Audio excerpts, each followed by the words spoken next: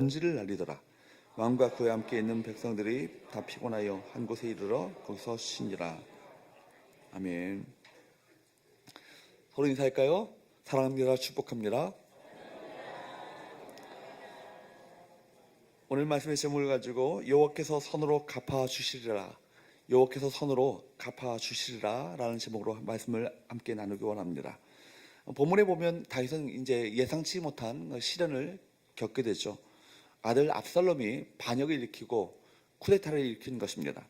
나를 죽이려고 쫓아오는 이는 다른 누구도 아닌 아들입니다. 아들에게 사실 쫓김을 당하는 이 비참한 지경 가운데 그가 떨어지게 된 것이죠. 다윗은 이들에게 또 쫓겨서 황급히 예루살렘을 빠져나와 감난산 길로 도망하게 되었습니다. 성경은 다윗이 감난산 길로 올라갈 때 사무엘하 15장 30절 말씀에 보면 그의 머리를 가리고 맨발로 울면서 도망갔다라고 기록하고 있습니다. 그야말로 다윗은 인생의 내리막길, 정말 암담한 현실, 마주하기 쉽지 않았던 정말 참혹한 그 인생의 밑바닥 가운데 떨어지게 된 것입니다. 이때 그 실패의 자리에서 그는 하나님의 크신 은혜를 경험하게 되죠. 여러분 아시는 것처럼 시편 3편 말씀은요, 제가 참 좋아하는 시편이기도 한데 시편 3편 말씀은 이 상황을 배경으로 하고 있는 말씀이 바로 시편 3편 말씀입니다. 바로 이 실패의 자리에서 하나님을 그는 새롭게 경험하게 됩니다. 나의 방패요, 나의 영광이요, 나의 머리를 들어주실 그분만을 바라보게 되시는 정금과 같은 신앙으로 그가 우뚝 서게 되는 것이죠. 그렇다면 다윗은 그 삶의 내리막길에서 어떤 하나님의 은혜를 청하게 되었는가? 세 가지 영적 교훈을 함께 나누기 원합니다. 첫 번째, 따라할까요? 틀어진 인간관계 앞에서 자신을 성찰하라. 틀어진 인간관계 앞에서 우리가 성찰될 것이 있다면 무엇입니까? 우리 자신이에요. 우리 자신을 성찰하고 돌아봐야 할 것입니다. 여러분, 우리에게 본문에서 틀어진 인간관계 앞에서 자신을 성찰하는 다윗의 모습을 우리가 주목할 필요가 있습니다. 다윗은 자신을 따르는 군사들과 함께 도피하면서 바오림에 이르게 되었죠. 그때 누가 나오죠? 5절 말씀을 한번 보십시오. 시작. 다윗 왕이 바오림에 이르매 거기서 사울의 친족 한 사람이 나오니 게라의 아들이요 이름은 시므이라. 그가 나오면서 계속하여 저주하고, 여기에 보면 게라의 아들 시므이라고 하는 사람이 바로 등장하죠. 이 사람은 사울 왕의 친족이었습니다. 그는 도망가는 다윗에게 돌을 던지면서 이렇게 저주하죠. 7절과 8절 말씀을 한번 보십시오. 시작. 시므이가 저주하는 가운데 이와 같이 말하니라. 피를 흘린 자여, 사악한 자여, 가거라. 사울의 족속의 모든 피를 여호와께서 내게로 돌리셨도다. 그를 이어서 내가 왕이 되었으나 여호와께서 나라를 내 아들 압살롬의 손에 넘기셨도다. 보라, 너는 피를 흘린 자이므로 화를 자초하였느니라 하는지라. 피를 흘린 자여, 가거라. 사악한 자여, 가거라. 그렇게 말하고는 내가 사울 집안에 피를 흘리게 하고 사악한 짓을 그렇게 하더니 하나님께서 널 심판하셨구나. 그래서 하나님께서 내 나라를 빼앗아서 아들 압살롬에게 넘기신 거다. 내가 화를 자초한 거다. 그렇게 말했던 것이죠. 여러분, 시므이는 그렇게 다윗을 향해서 피를 흘린 자라고, 사악한 자라고 불렀습니다. 그런데 여러분, 다윗이 이 상황 속에서 어떻게 반응했을까요? 우리가 주목해야 할 부분이죠. 이때 다윗 곁에 있었던 수리의 아들 아비새는요, 요압의 동생이죠. 요압과 수리아는 이렇게 말했습니다. 9절 말씀을 한번 볼까요? 시작. 수리의 아들 아비새가 왕께 여쭤오되 이 죽은 기회가 어찌 내 주 왕을 저주하리이까? 청하건대 내가 건너가서 그의 머리를 베게 하소서 하니. 여러분 보세요. 지금 사울 주변에는요, 요압과 아비새를 비롯하여서 군사들이 있습니다. 사실 그러니까 수리의 아들 바로 아비새와 요압은요, 당장 가서 바로 이 시므이를 내가 처단하겠다고. 그러니까 시므이는요, 사실 간땡이가 부른 거예요. 이 바로 이거 다윗 혼자도 아니고 다윗 주변에 이 용사들이 있고 군사들이 있는데도 불구하고 그렇게 저주하고 먼지를 날리며 돌을 던지며 그렇게 바로 다윗을 향해서 공격한 거 아니겠습니까? 근데 여러분, 다윗은 어떻게 했습니까? 아비새를 말리죠. 그런 시므이 저주에 감정적으로 대응하지 않았습니다. 그 순간 화를 내거나 흥분하지 않고 대신 누구를 바라봅니까? 하나님을 바라보기 시작합니다. 10절 말씀을 보도록 할까요? 시작. 왕이 이르되 수의 아들들아 내가 너희와 무슨 상관이 있느냐? 그가 저주하는 것은 여호와께서 그에게 다윗을 저주하라 하심이니 내가 어찌 그리하였느냐 할 자가 누구겠느냐 하고, 여기 보면 다윗이 뭐라고 말해요? 그가 저주하는 것은 누구께서? 여호와께서 그에게 다윗을 저주하라 하심이니. 놀라운 말씀 아니에요? 다윗의 이 말은요, 아무리 생각해도 참 기가 막힌 말입니다. 다윗은 시므이가 자기를 저주한다 그렇게 생각하지 않고요, 하나님께서 저 시므이를 시켜서 나를 저주하고 있구나 이렇게 받아들였다는 것입니다. 이것은 다윗이 자신과 시므이와의 관계를 어떻게 해석하는 것입니까? 하나님 앞에서 자신과 시므이를 보고 해석했다는 것입니다. 하나님 앞에 나도 있고 하나님 앞에 시므이도 있다. 그런데 지금 하나님께서 저 시므이에게 나를 저주하라고 이 고난 가운데 나를 처하게 하시도록 하나님이 나를 이렇게 이끄신 것이라 그렇게 바라봤다는 것입니다. 그러므로 다윗을 저주하신 분은 누구십니까? 하나님이십니다. 그러니 시므이를 미워하거나 그에게 복수할 필요가 없다는 것 아니겠어요? 대신 다윗은 누구 앞에 섭니까? 하나님 앞에 섭니다. 하나님 앞에서 자신을 살펴보니까 시므이 저주가 맞습니다. 바세바를 욕보이고 심지어 그 죄를 덮기 위해서 그 남편 우리아까지 죽이고, 그러니까 나는 하나님의 저주를 받아 마땅한 존재다 그렇게 자기 자신을 그렇게 여겼던 것입니다. 물론 다윗은 자신이 저질렀던 죄악을 이미 용서받았습니다.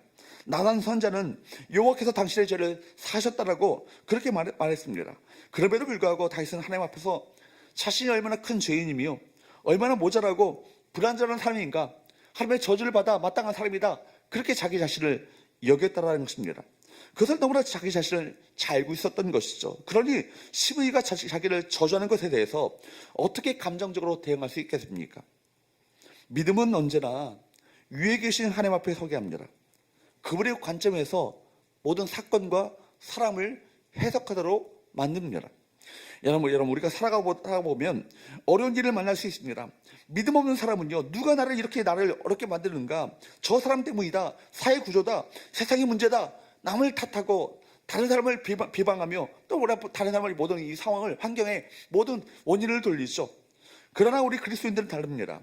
믿음의 관점으로 사람과 사건들을 해석하는 눈이 열리게 되는 것이죠.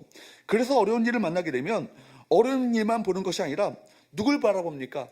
위에 계신 하나님을 바라보면서 하나님께서 이 어려운 일을 통해서, 이 고난을 통해서, 이 사건을 통해서 나에게 무슨 말씀을 하려고 하시는가, 이걸 묻게 되는 것이죠. 까다로운 사람을 만나면 하나님은 저 사람을 통해서 나에게 무슨 말씀을 하려고 하시는 것입니까? 라고 묻는 것입니다. 그 상대방을 미움과 원망으로 대하는 것이 아니라 오히려 위에 계신 하나님 앞에서 하나님의 뜻은 무엇입니까? 이 상황 속에서 하나님께서 나에게 원하시는 것은 과연 무엇입니까? 라고 묻게 된다는 것입니다.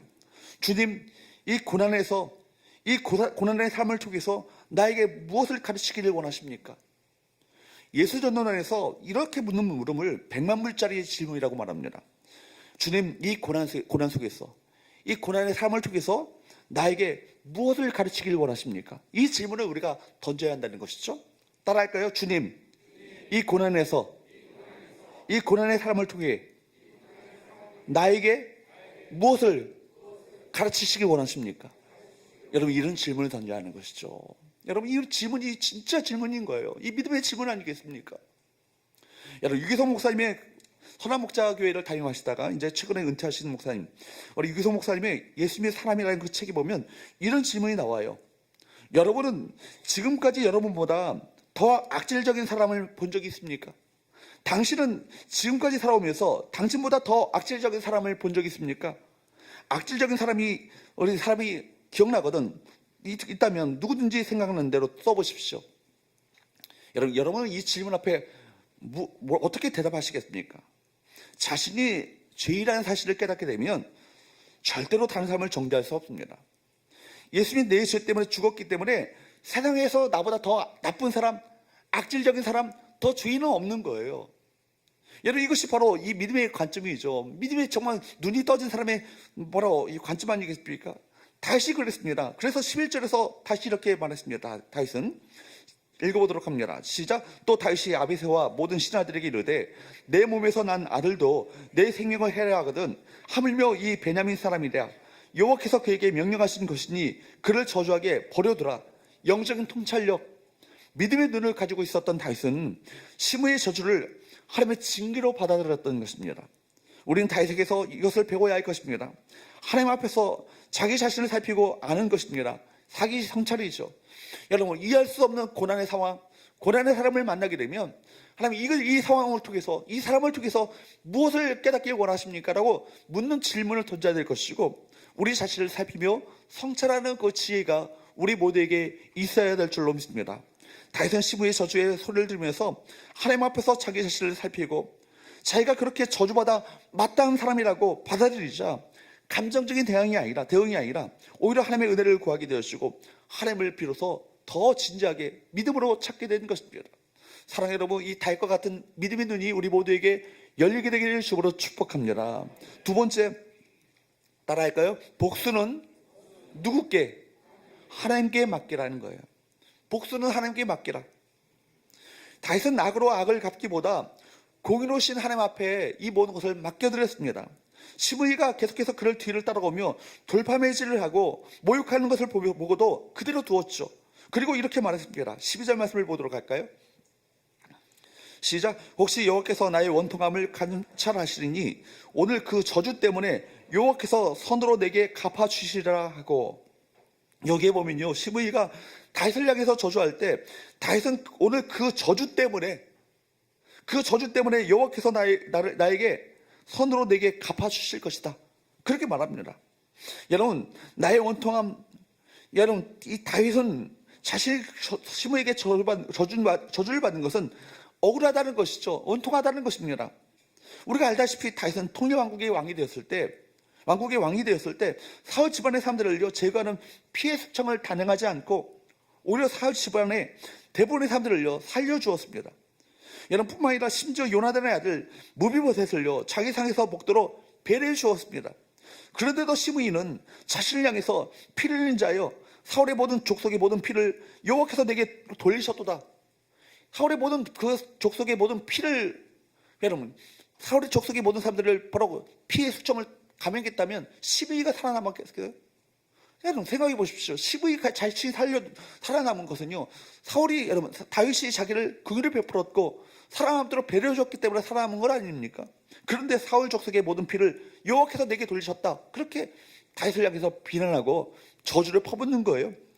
그렇기 때문에 다윗은요, 만약 하나님께서 시므이를 저주하는 것을 보고 계시다면, 감찰하고 계시다면 나의 원통함을 동시에 또 감찰하실 것이고, 이 저주 때문에 하나님께서는 자기 자신을 긍휼히 여겨주실 것이다, 그렇게 말하고 있는 것입니다. 다윗은 누굴 신뢰합니까? 살아계신 하나님을 신뢰합니다. 내 상황을 보고 계시고 감찰하고 계시고 주목하고 계신 하나님을 신뢰했던 것입니다. 여러분, 바로 그렇기 때문에 이 저주 때문에 하나님께서는 자신을 긍휼히 여겨주실 것이다. 그리고 위에 계신 하나님께서 하나님께 모든 것을, 자기 자신의 모든 것을 다 맡겨드리는 믿음을 가지고 바로 이 모든 것을 맡겨드리죠. 여러분, 그렇습니다.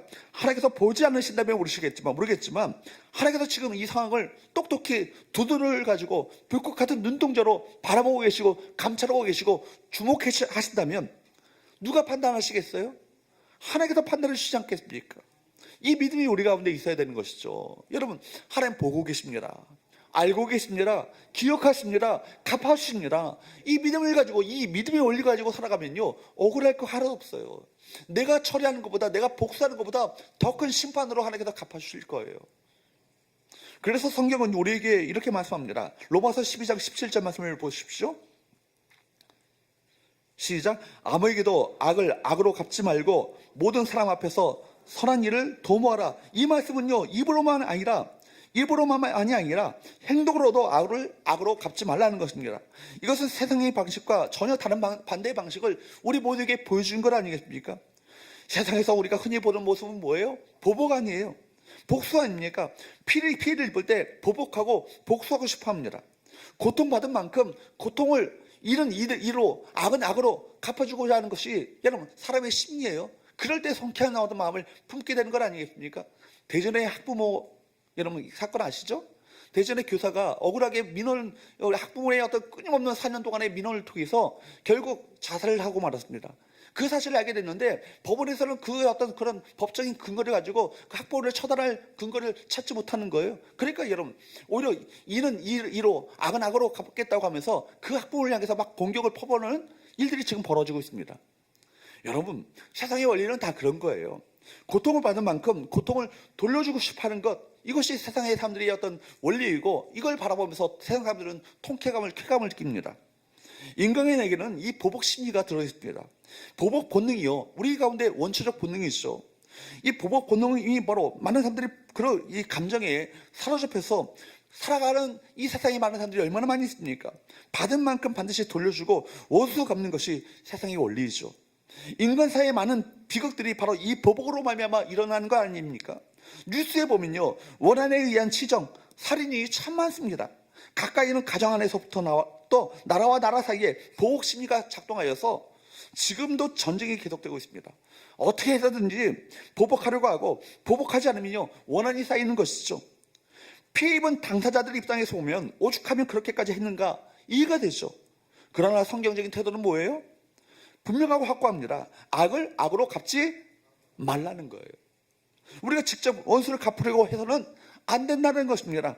여러분, 로마서 12장 19절 말씀을 계속해서 보게 되면 뒤에 나오는 17절 이하 나오는 말씀이 뭡니까? 내 사랑하는 자들아, 너희가 친히 원수를 갚지 말고 하나님의 진노하심에 맡기라. 기록되었으되 원수 갚는 것이 내게 있으니 내가 원수를 갚으리라고 주께서 말씀하시니라. 이 말씀 보면요, 우리 하늘 아버지는요 참 우리를 사랑하시는 것 같아요. 사랑하는 내 자녀들아, 니네들이 피 흘리지 마. 피 흘리는 거, 저 악한 거, 바로 이 원수 갚는 것은 내가 친히 할게. 너희들은 친히 그들을 복수하지 말고 믿음으로 그들을 용서하고 용납하며 도리어 축복하라고, 이렇게 말씀하시는 하나님의 음성이 우리 가운데 들려지는 것 같지 않습니까? 이 바울은 구약의 말씀을 인용하면서 친히 원수를 갚으려 하지 말라고, 원수 갚기 위해서 우리가 칼을 들지 말라는 것입니다. 내가 원수를 갚기 위해서 칼을 드는 순간 가장 먼저 상해를 당한 사람은 누구일까요? 누가 상해를 당할까요? 나입니다. 나 자신이에요. 심판의 칼은요 인간에게 맞지 않게 되어 있어요. 심판의 칼은 하나님의 손에만 맞게 되어 있습니다. 인간이 심판의 칼을 드는 순간 상대에게 칼을 끼치기 전에 자기 먼저가 해를 받게 된다는 것입니다. 그래서 하나님은 우리가 심판의 칼을 들지 말라고 말씀하십니다. 심판은 누가 하시겠다고요? 내가 하겠다, 하나님께서 하시겠다 말씀하십니다. 심판자는 누구십니까? 하나님이시죠. 우리가 심판자가 될 수 없는 것입니다. 그리고 공정한 심판도 우리가 할 수 없습니다. 우리가 누군가에게 피를 입어도 공정하게 심판해서 공정하게 되돌려 줄 수 없습니다. 반드시 문제가 생기게 돼 있어요. 왜 우리가 원수를 갚을 수 없습니까? 인간이 원수를 갚는 것은요 쉬운 일이 아니기 때문입니다. 누가 우리에게 피해를 입혔다고 원수를 갚으려고 하면요 보복하는 그 순간에는 쾌감이 옵니다. 그러나 법칙이 있죠. 악을 행하면 더 큰 악이 나에게로 돌아온다는 거예요. 악을 행하면 더 큰 악이 나에게 돌아오게 되어 있습니다. 왜냐하면 악을 행하는 그 순간 누구에게 내가 이용당하는 거예요? 누구에게 이용당하는 거예요? 사탄 마귀에게 이용당하는 거예요. 사탄이 놀이개로 내가 전락해버리는 그 순간인 것입니다. 그렇기 때문에 사탄이 놀이개가 전락해버리는 순간 우리에게 더 큰 악이 내게 있는 가운데 반드시 돌아오게 되어 있다는 거예요. 이 영적 원리가 우리 가운데 깨우쳐져야 하는 거예요. 여러분, 악을 행하면 더 큰 악이 내게로 돌아온다. 그렇습니다. 욕은요 욕을 부르고요, 주먹은 주먹을 부르며 피는 피를 부르는 악순환이 이어지게 되는 것이죠. 별것 아닌데 또 다른 또 다른 어떤 그런 화를 불러오는 경우가 참 많이 있습니다. 또 우리가 원수 갚는다고 할 때 그것으로 끝나지 않아요. 원수 갚고자 할 때는요 승자가 없습니다. 가끔 법정 싸움까지 가서 이기도 하지만 사실 승자가 아니죠. 거기까지 가는 과정 가운데 내 속에서 엄청난 감정의 에너지를 정말 창조적이 아닌 부정적인 곳에 다 쏟아부었고, 그 세월 속에서 잃어버린 것을 여러분 생각해 본다면 결코 승자는요 아무도 없는 거예요. 무엇보다 원수 갚고자 한다면 어떻게 됩니까? 나도 동일하게 악해져야 하는 것입니다. 내가 증오했던 그 악을 내가 동일하게 행한다면 그것은 또 다른 피해를 입게 되는 것입니다. 악을 행하면 여러분 더 큰 악이 내게로 어떻게 된다는 거예요? 돌아온다는 거예요. 그렇다면 여러분 반대로 생각해 보십시오. 내가 선을 행하면 더 큰 선이 내게로 돌아오죠. 이렇게 얼마나 놀라운 원리입니까? 우리가 선을 행하면요 더 큰 선을 누가 우리 가운데 그 선을 베푸실까요? 하나님이 베푸시죠. 기억하셔요. 하나님은 기억하시고 주목하시며 감찰하십니다. 반드시 선으로, 더 큰 선으로 여러분에게 갚아주시는 하나님의 은혜가 있다는 것을 똑똑히 기억하시기를 주으로 축복합니다. 왜 그렇습니까? 여호와 하나님께서 그 모든 것을 감찰하시기 때문입니다. 이 사실을 알고 있었던 다윗은요, 다음과 같은 고백을 했던 것이죠. 12절 말씀을 보도록 할까요? 다시 한번 보도록 합니다. 시작. 혹시 여호와께서 나의 원통함을 감찰하시리니 오늘 그 저주 때문에 누가? 여호와께서 손으로 내게 어떻게 하신다고요? 갚아주시리라. 할렐루야. 할렐루야. 악을 무슨 수로 우리가 이기겠어요? 더 큰 악으로 복수하면 이길 수 있을까요? 절대로 불가능하죠. 그렇기 때문에 바울은요, 로마서 12장 21절 말씀에 참된 승리의 길이, 진짜 이기는 길이 과연 무엇인가를, 참된 승리자의 길이 무엇인가를 우리에게 제시하죠. 로마서 12장 21절 말씀을 보도록 합니다. 시작. 악에게 지지 말고 선으로 악을, 무엇으로 악을 이기라고요? 선으로 악을 이기래요. 절대로 악은 악으로 이길 수 없습니다. 악을 악으로 이기려고 하면요, 여러분, 악에게 지는 거예요. 지는 길입니다. 악에게 지지 말고 선으로 악을 이기라. 보복하지 않는 것, 복수하지 않는 것, 저주하지 않는 것, 그 정도로 끝나는 것이 아니라 악에 대해서 적극적으로 이겨나가라고. 무엇을 행함으로 말미암아? 선을 행함으로 말미암아. 언뜻 생각하면 우리가 악을 이길 수가 없습니다. 악이 얼마나 강하고 광범위하며 공공연하며 번성하고 있습니까? 어떻게 우리가 악한 자를 이길 수 있겠어요? 악에게 지지 말고 선으로 악을 이기라. 우리는 악을 이겨야 하고 악에 져서는 안 될 것입니다. 악에게 지면 진짜 악한 자의 세상이 되지 않겠어요? 문제는 우리가 악을 어떻게 이길 것인가? 이기는 방식이 악인과 달라야 한다는 것입니다. 악을 악으로 이기려면 나도 더 악한 사람이 되어야 하는데, 근데 그것은 결코 악을 이기는 길이 절대로 아니죠. 악에게 지는 길인 것입니다. 그렇기 때문에 우리는 항상 선한 싸움을 치러야 합니다. 깨끗한 게임을 해야 되고, 여러분, 흙탕물에 들어가서는 안 되는 것입니다. 상대가 악으로 나오면요, 우리는 무엇으로 맞서야 해요? 선으로 맞서야 하는 것입니다. 이게 진짜 이기는 길인 거예요. 누가 감찰하십니까? 하나님이 감찰하시니까. 누가 갚아주실 것이니까? 하나님이 갚아주실 것이니까. 믿으십니까? 여러분, 믿으시기 바랍니다. 여러분, 우리가 붙들어야 될 진리는 그렇기 때문에 21절 말씀 따라합시다. 악에게 지지 말고 선으로 악을 이기라. 다시 한번요. 악에게 지지 말고 무엇으로? 선으로 악을 이기라. 이 말씀은요, 우리 모두에게 하늘 아버지께서 당신의 사랑하는 자녀들에게 주시는 하나님의 영적 원리인 거예요. 우리 참 사랑하시는 아버지께서는요, 우리 자녀들이 피 흘리기를 원하지 않으세요. 이런 피 흘리는 복수에 그 말리기 원하지 않으세요. 너희들은 그저 선을 행하라. 악을 갚아주시는 것은 내가 할 테니 너희들은 그저 선을 행하라고. 악의 선을 이기는 것이 아니라 선이 악을 이긴다. 이 사실을, 이 진리를 우리 모두에게 말씀하고 있는 것입니다.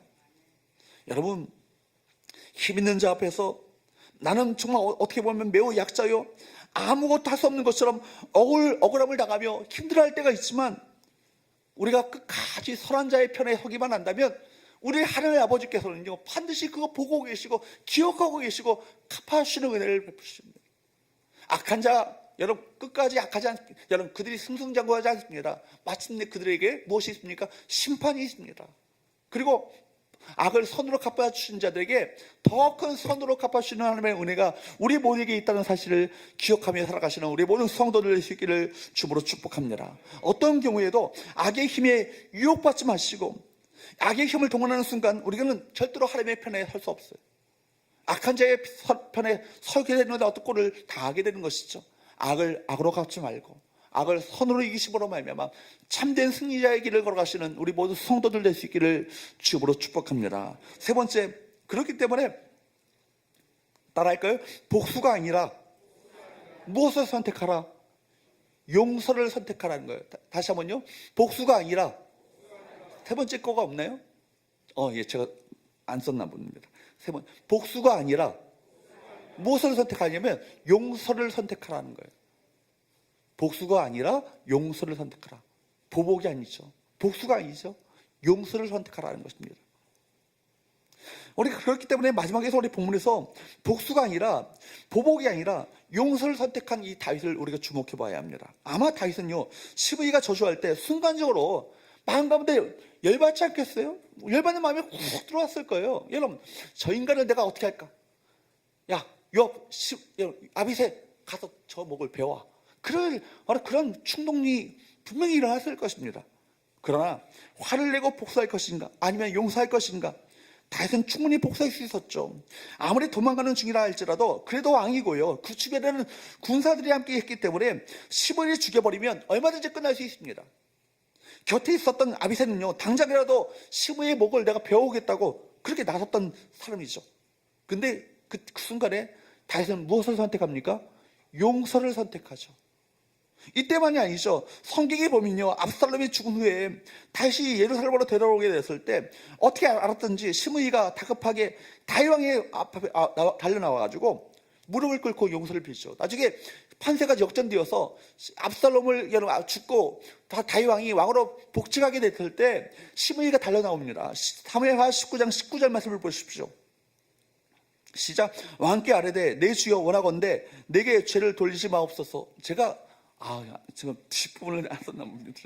사무엘하 19장 19절 말씀에 보면 왕께 아뢰되 내 주여 원하건대 내게 죄를 돌리지 마옵소서. 내 주 왕께서 예루살렘에서 나오시던 날에 종의 패역한 일을 기억하지 마시오며 망의 마음에 두지 마옵소서. 종의 패역한 일이 뭐예요? 다시 도망갈 때 돌 던지고 먼지를 날리며 사악한 자여, 피 흘리는 자여, 내가 화를 자초한다, 심판을 받아서 싸다, 그렇게 외쳤던 거 아닙니까? 그걸 기억하지 말라고. 얼마나 파렴치합니까? 그죠? 인간적으로 생각하면요, 시므이의 이런 태도는요, 구역질이 날 정도입니다. 거들떠 보지 않거나 그냥 복수해도 될 수 있는 상황 아닙니까? 그야말로 옆에 요압과 야비새는요, 마땅히 죽여 복수하라고, 저희가 이제는 더 이상 용서할 필요가 없다고 그렇게 말했습니다. 그런데 그때도 여러분 다윗은 용서를 선택하죠. 사무엘하 19장 22절 말씀에 보면 다윗이 이르되 수레의 아들들아, 내가 너희와 무슨 상관이 있기에 너희가 오늘 나의 원수가 됐느냐? 오늘 어찌하여 이스라엘 가운데서 사람을 죽이겠느냐? 내가 오늘 이스라엘 왕이 된 것을 내가 알지 못하리요 하고, 자기를 욕하고 저주하는 사람들을 용서하는 것, 우리 본성과 맞지 않아요. 속에서 분노가 일어나고 미움과 복수심이 불타오르는데 어떻게 용서할 수 있겠습니까? 여러분, 그런 마음은요, 우리 안에 하나도 없어요. 당연히 나를 욕하고 저주하며 나에게 악을 행한 그 사람에게 복수하고 싶은 그 심정은요, 어떤 사람이나 다 누구나 그 마음 가운데 그런 마음이 있어요. 그런데 여러분, 이 용서, 그렇기 때문에 우리 안에 용서는요, 우리 안에서 나오는 마음이 절대로 아니에요. 우리 안에 이 용서의 마음이 없어요. 누구로부터 부어지는 거예요? 하늘 아버지로부터 부어지는 마음이에요. 용서는 하나님의 본성입니다. 다윗은 하나님이 용서하시니까, 용서라고 말씀하시니까 용서를 선택하는 거예요. 순종하는 거예요. 이렇게 두고 본다면 다윗은 정말 우리 주님 예수 그리스도를 닮은 것이 분명합니다. 하나님은 우리를 용서하시기로 하셨고, 그래서 독생자 예수 그리스도를 이 땅에 보내주셨습니다. 이 땅에 오신 예수님도 용서를 선택하셨죠. 로마 군인들이 자기를 조롱하고 모욕하며 머리를 치며 침뱉고 심지어 십자가에 못 박을 때에도 주님께서 뭐라고 기도하셨죠? 누가복음 23장 34절 말씀, 여러분 잘 아시는 말씀 아니에요? 아버지, 저들을 사하여 주옵소서, 자기들이 하는 것을 알지 못함이니이다. 그러므로 여러분, 우리는 용서의 사람이 되어야 될 줄로 믿습니다. 사람들과의 관계 속에서 미움과 복수보다는 용서를 선택하며 살아가시는 우리 모든 성도들 될 수 있기를 축복합니다. 왜냐하면 우리는 이미 하나님의 용서와 사랑을 경험한 자들이기 때문입니다. 십자가에서의 그 참사랑, 우리 가운데 보내주신 그 예수 그리스도, 그분을 통하여서 참사랑을 경험한 자들 아니에요? 우리는 이미 하나님과 원수 되었던 이들이었습니다. 하나님을 반역했던 인간을 심판하고 끝낼 수 있으셨지만 끊임없이 용서하시고 아들을 내어주셨던 그 하나님의 일방적인 사랑, 이것이 복음이죠. 우리가 이 복음을 경험했기 때문에 이제 이 복음이 우리 삶의 원리가 되어야 할 것입니다. 하나님이 우리에게 보여주셨던 삶의 원리를 그대로 따라 살게 된다면 반드시 우리는 승리하게 될 것입니다. 여러분, 우리는 다른 것을 모방할 필요가 없어요. 우리는 하나님을 모방하고 따라야 할 것입니다. 하나님께서 보여주셨던 삶의 방식을 우리가 그대로 실천하면 틀림없이 축복이 될 것이고, 우리 가운데 참된 승리가 우리 가운데 주어지게 될 것입니다. 우리가 어쩔 수 없이 상처를 받습니다. 상대가 악해서이기도 하지만 내가 연약해서 상처를 받기도 합니다. 그런데 우리가 사람으로부터 받은 것보다 더 큰 것이 있는데 뭐예요? 하나님의 사랑을 받았어요. 우리가 세상으로부터 받은 상처를 넉넉하게 이기고 세상을 도리어 사랑할 수 있는 이유는 하나님이 우리에게 주신 사랑이 더 크기 때문입니다. 이것이 복음의 능력 아닙니까? 내가 하나님의 복음 안에서 그 사랑을 오늘 찬양가서처럼 십자가에서의 그 참사랑을 깊이 경험하지 못한다면 사람들이 나에게 한 그대로 반응하게 되어 있습니다. 그러나 복음을 깊이 경험하면 나에게 피를 입히고 억울하게 만드는 사람들에게 대해서 국민의 마음, 불쌍히 여기는 마음이 생기지 그들에게 보복할 마음이 생기지 않게 되는 것입니다. 그 영혼이 불쌍히 여겨지고 깊은 연민이 생기면서 도리어 그를 축복하게 되는 것 아니겠습니까? 여러분 기억하십시오. 하나님이 반드시 손으로 갚아주십니다. 늘 우리 자신을 성찰하시고 손으로 악을 이기며 복수가 아니라 용서를 선택하여서 여러분 참된 승리자의 길을 걸어가시는 마침내 주께서 갚아주시는 크신 축복을 경험하시는 우리 모든 성도들 되시기를 주으로 축복합니다. 찬양하겠습니다.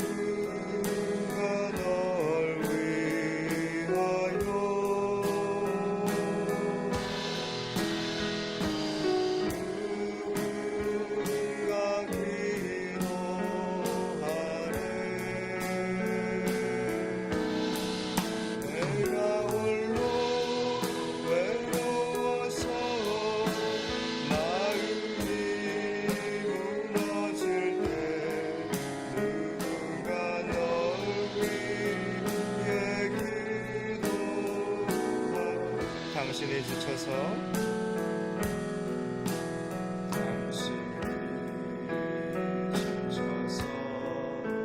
찬송할 수 없고 물처럼 흘러내릴 때 주님은 우리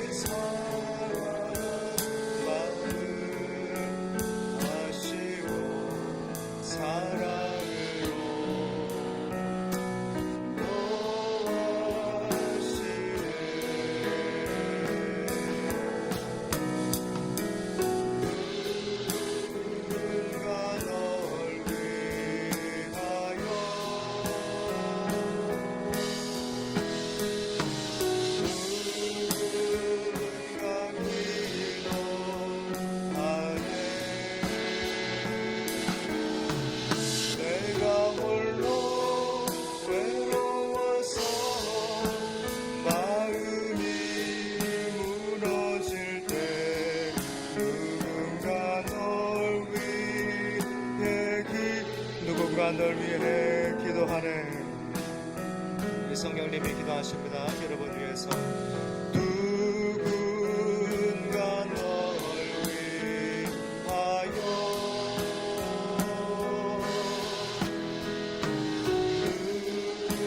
누군가 기도하네. 내가 홀로 외로워서 마음이 무너질 때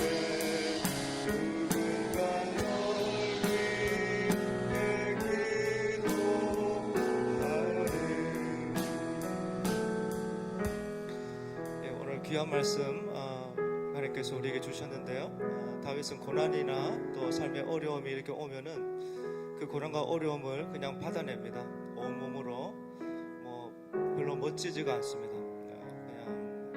그냥 굉장히 고난 앞에 수동적이고 그냥 끌려가고 그냥 멋 하나 없어요. 근데 그런 중에 그 다윗의 위대함은 그런 중에도 하나님께 모든 처분을 맡기는 것입니다.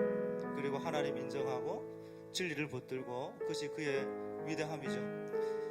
우리 삶에 별로 멋진 거 별로 없는 것 같고 늘 이렇게 참 스스로 바라볼 때 참 약하고 부족하고 깨어지는 모습이 많고, 그러나 그런 중에도 성도의 위대함은 오늘 본문의 다윗처럼 하나님께 모든 처분을 맡기고 그분께 칼자루 내어드리는 것입니다.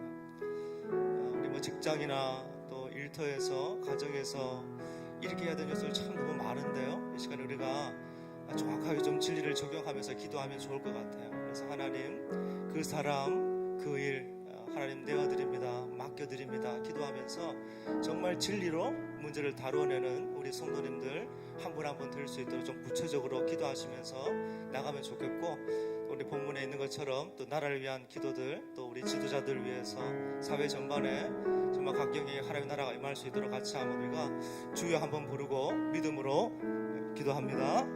주여